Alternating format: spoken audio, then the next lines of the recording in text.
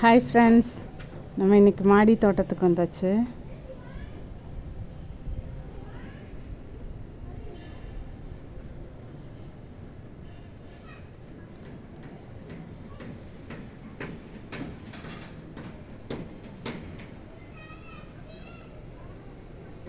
வாங்க பார்க்கலாம் செடிங்கெல்லாம் எப்படி இருக்குன்னு.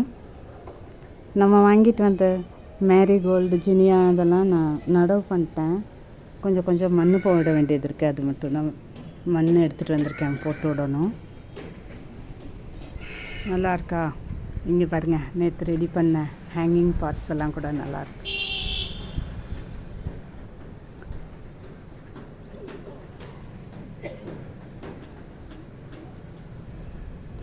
ஓகே ஃப்ரெண்ட்ஸ், தேங்க்ஸ் ஃபார் வாட்சிங்.